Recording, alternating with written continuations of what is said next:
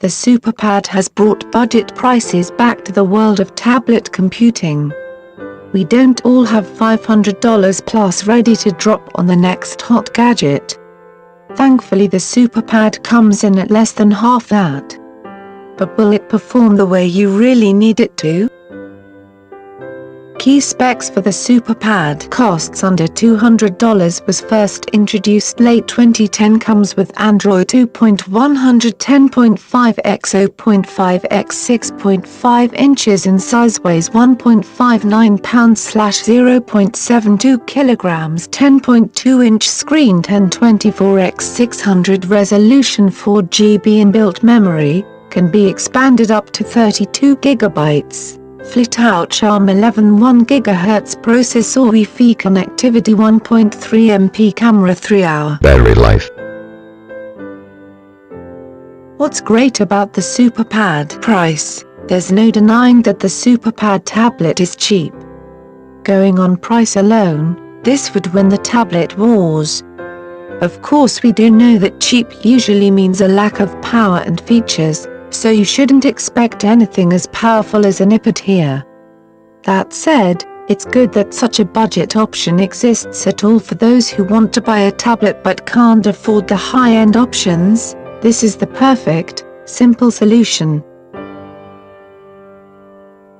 Design. Considering this is such a budget device, it really doesn't look bad at all.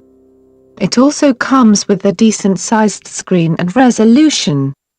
It won't look as sleek as the iPad, of course, but it still looks good. Camera. So the camera that comes with the Superpad tablet is by no means going to replace your current digital camera, nor is it as detailed as many of the other tablet cameras out there. However, when you're looking at specifically budget tablet offerings, it's a bonus that there's a camera included at all. Remember the iPad one?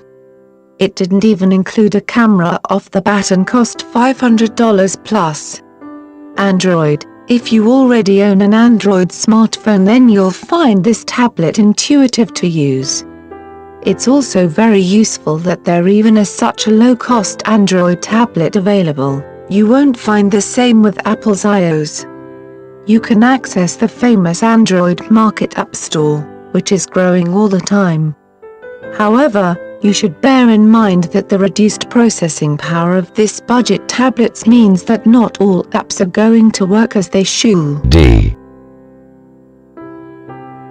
2x microSD slots. The addition of 2 microSD memory slots is very useful. It's a necessary one too, meaning you can upgrade the 4 GB memory by as much as 32 GB extra. This will bring the storage space more in line with higher-end tablets, giving you more than enough space for plenty of songs, movies and apps. Ports. Aside from the microSD slots, the Superpad also benefits from 2 USB 2.0 ports, mini HDMI and a standard headphone jack. The addition of USB, which devices such as the iPad don't even include, means you can attach an external keyboard/mouse or extra storage.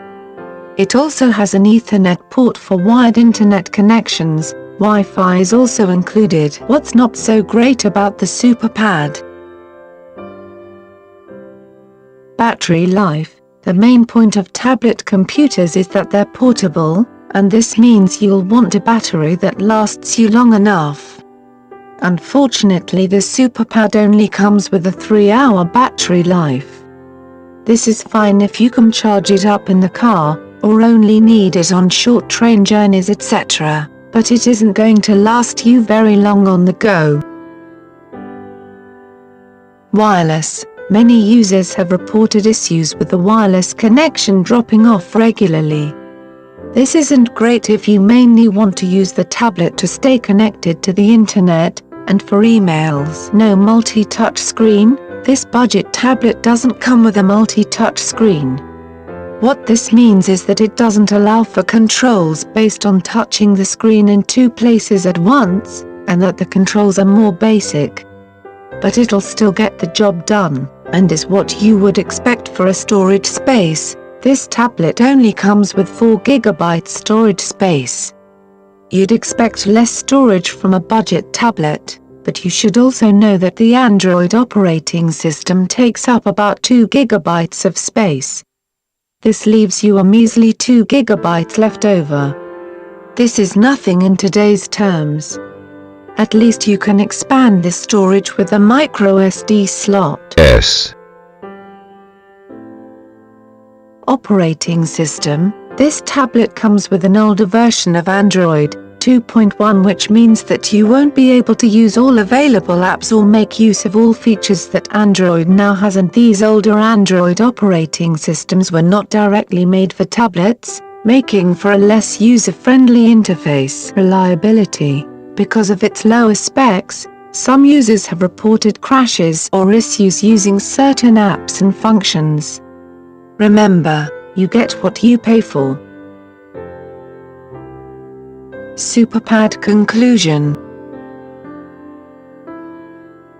In short, this is the tablet for those who don't mind a less powerful option. You can still download Office Suite apps, check your emails on the go and browse the web, but don't expect the Superpad to handle the most powerful apps and games in the same way that a high-end tablet can.